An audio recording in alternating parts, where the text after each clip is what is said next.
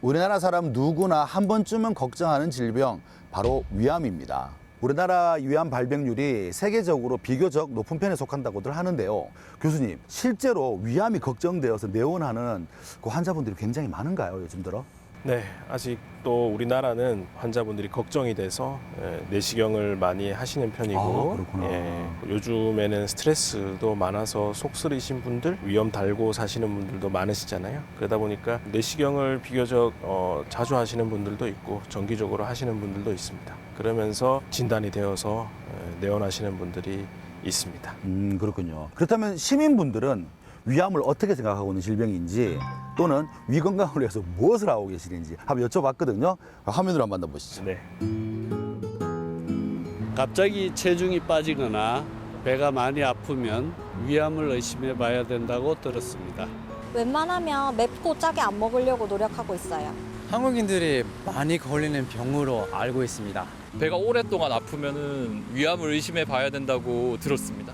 조기에 발견하면 쉽게 치료 가능하다고 들었습니다. 제가 위가 좀 안 좋아서 밀가루나 우유 같은 음식들은 피하려고 합니다. 정기적으로 위 내시경을 받고 있습니다.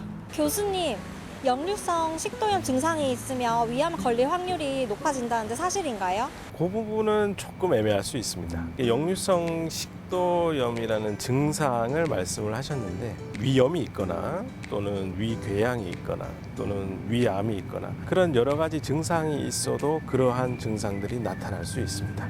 특히나 우리 소화기계 계통에 있는 증상들은 어떤 증상이 있을 때 어떤 질환이 발병이 생긴다, 올라갑니다. 이렇게 얘기하기는 좀 곤란할 수 있습니다.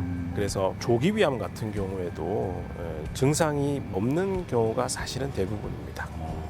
정기적으로 내시경을 하시고요. 그에 맞춰서 또 위염이라든지 위궤양도 있으실 수가 있거든요. 그거에 맞춰서 적절한 치료를 하시는 게 가장 중요하겠습니다. 그렇겠군요. 이번에는요, 위암에 관한 오해와 진실 그리고 궁금증까지 한 번에 알아보도록 하겠습니다. 교수님, 요즘 날씨가 조금 이제 점점점 바람이 쌀쌀해지고 있습니다. 이렇다 보니까 이제 아이스 커피나 안 먹게 되죠. 따뜻한 커피나 네. 따뜻한 차를 즐기게 되는데 네. 이런 이야기가 있더라고요. 너무 뜨거운 음식을 즐기는 사람들이 있지 않겠습니까? 네, 맞습니다. 이런 식습관을 네. 가진 분들이 암에 걸릴 확률, 위암에 걸릴 확률이 굉장히 높다고 하는데 네. 사실인가요? 예, 그거는 일정 부분 맞습니다. 예, 그 이유는 좀 과도하게 뜨거운 차라든지 뜨거운 음식, 특히 국물류 있지 않습니까? 네네. 특히나 위보다는 사실 식도 쪽에 손상을 받을 가능성이 있습니다.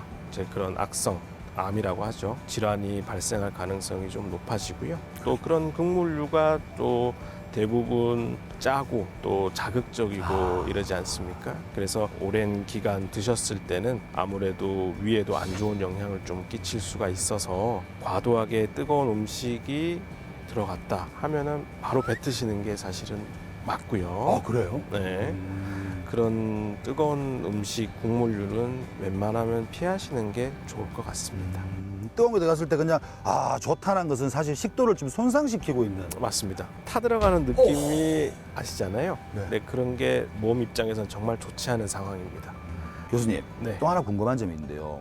우리들이 속 쓰릴 때 먹는 위산 억제제라고 있지 않습니까? 네, 제 주위에 맞습니다. 한 분은 이걸 장기 복용하고 있더라고요. 네. 게다가 하루에 또 여러 개 먹어요. 네. 그런데 제가 걱정되더라고요. 좋아지는 게 아니라 위가 오히려 부담을 느끼고 위를 위험하게 만드는 거 아닌가 그런 생각이 드는데 제 생각을 어떻게 생각하시는지. 네, 맞습니다. 아, 위에 그렇군요. 안 좋은 영향을 끼칠 수 있습니다. 그런 것들을 습관적으로 또는 장기적으로 복용하시는 분들이 많을 것으로 생각이 됩니다. 약들을 장기적으로 복용했을 때는 위산 분비가 좀 억제가 됩니다. 그러다 보니 위산이 나오지 않게 되고 그러면서 이제 위산의 역할이 또 하지 못하게 되는 상황에서는 안 좋은 물질들 또는 감염 같은 것들이 위에 들어왔을 때 방어할 수 있는 부분들이 사라질 수도 있고요. 또는 위산이 있음으로 해서 여러 가지 기능들을 해야 되는데 그런 기능들이 떨어지게 됩니다. 그러면서 위에 안 좋은 영향을 미칠 수가 있고요. 그래서 약을 습관적으로 찾으시는 행위는 안 하시는 게 좋겠습니다. 그게 마치 해결해 줄 것 같이 생각하고 만병통치약이 그냥 그렇게 생각을 하시는데 그거는 절대 하셔서는 안 될 행위입니다. 그렇군요.